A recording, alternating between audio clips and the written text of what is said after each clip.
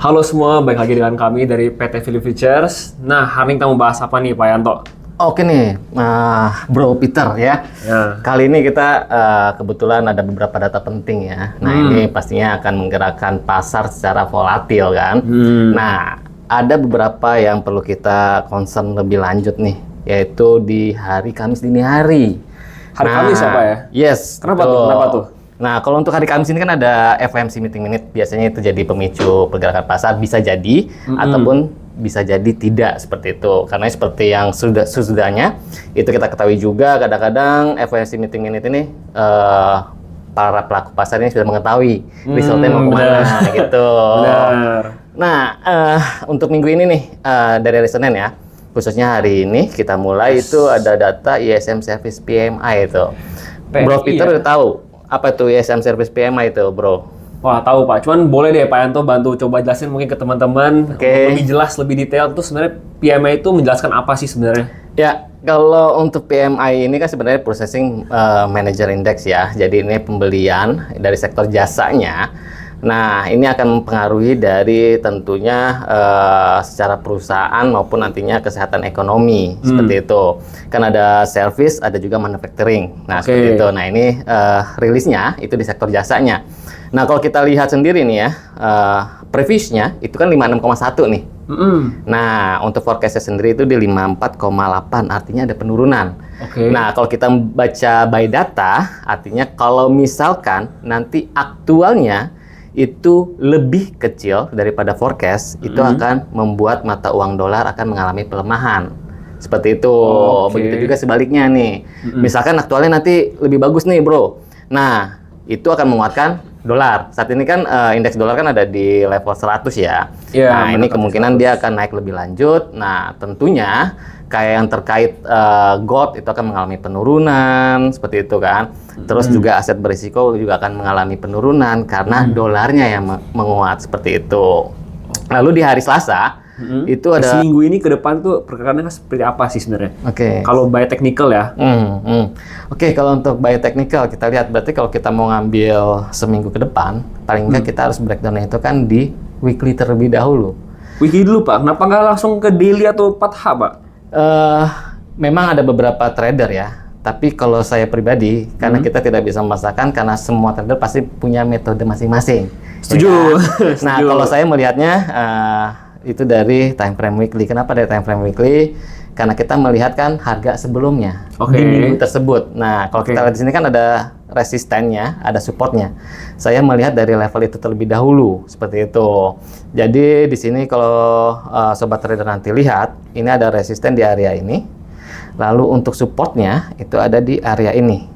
Nah, baru kita breakdown. Misalkan nanti di minggu ini, misalkan di hari mungkin hari Senin ini atau besok Selasa atau bahkan lusanya ini bisa break resisten 4806 ini untuk resistennya, kemungkinan adalah untuk naik lebih lanjut. Tapi misalkan breaknya justru support ada di 4414 ini, ada kecenderungan itu untuk turun lebih lanjut. Nah, ini berdasarkan begitu. Lalu kita breakdown lagi ke time frame daily. Nah, kalau kita lihat dari time frame daily sendiri sama polanya yang saya gunakan itu kita ambil simpel-simpelnya aja, adalah harga tertinggi sebelumnya. Last highest-nya? Yes, dan juga harga terendah sebelumnya. Nah, tadi kita sudah ketemu nih untuk weekly-nya di area ini. Lalu untuk daily-nya itu ada support di level ini. Seperti itu. Nah, kita lihat. Misalkan level 4558 ini di break, tapi body ya, berarti hasilnya ini. Misalkan body, berarti ada kecenderungan dia turun lebih lanjut. Tapi misalkan tidak body, masih ada peluang atau 50-50 dia untuk bergerak naik juga. Seperti itu. Tapi kalau udah body, itu kita bisa ambil pullback-nya, baru nanti kita cari level entry untuk posisi sell. Misalkan sudah body, break body support ya, seperti itu. Ini di time frame daily-nya. Jadi untuk minggu ini kalau kita lihat secara mingguan, itu ada kecenderungannya masih sideway karena ini range-nya itu di 4414 sampai 4806. Kalau kita lihat di area ini, bahkan kalau kita bisa lihat di RSI-nya itu kan masih di angka 47 atau 50 ya, berarti area pivot kan, cenderung sideway. Seperti itu. Nah, kalau kita mau trading harian nih, misalkan anggaplah nanti di hari Senin ini. Nah, tadi kan ada data ISM Service PMI ya kan, sektor jasanya. itu kalau kita kembali ini kemungkinan besar ada mengalami penurunan, berarti ada sedikit koreksi untuk dolar seperti itu. Berarti efeknya terhadap gold ketika dolar melemah adalah penguatan atau kenaikan bagi gold seperti itu. Nah, untuk trading daily-nya sendiri nanti sobat trader bisa melihat di time frame H4-nya seperti itu. Nah, kalau kita lihat di sini, ini di time frame H4 kita ngambil 2 candle seperti itu. Nah, ini kan ada bearish nih. Lalu berikutnya candle ini, candle biru ini itu bullish. Dan shadow ini atau tadi ekornya lah ya, ini sudah ditutup secara body. Berarti ada kecenderungan dia untuk naik lebih lanjut. Paling tidak dia akan mencoba mengambil resisten terdekatnya itu di 4683 sampai dengan resisten ini. 4699. Last high-nya. Kita cukup simpel lihat level-level itu aja. Resisten support dari candle-candle sebelumnya. Seperti itu.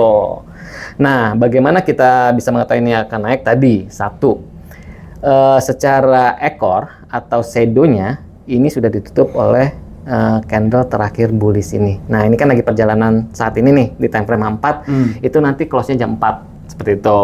Karena kan satu candle itu berarti menandakan adalah pergerakan selama 4 jam. Yes. Lalu kita breakdown lagi ke time frame H1-nya. Nah, kita lihat time frame H1, ya kan? Secara likuidasi, ini candle terakhir bearish ini sudah diambil likuidasi, ya kan? Ini wick, lalu dia bodinya melewati body ini. Nah, kalau kita mengenal 1, 2, 3 candle ini namanya baby candle. Jadi ada kecenderungannya deh untuk bergerak naik lebih lanjut. Seperti itu untuk hari ini ya, khususnya di hari Senin ya, karena kita breakdown ke time frame yang kecil. Nah, itu sih. Jadi untuk minggu ini ada potensinya adalah dolar masih cukup stabil.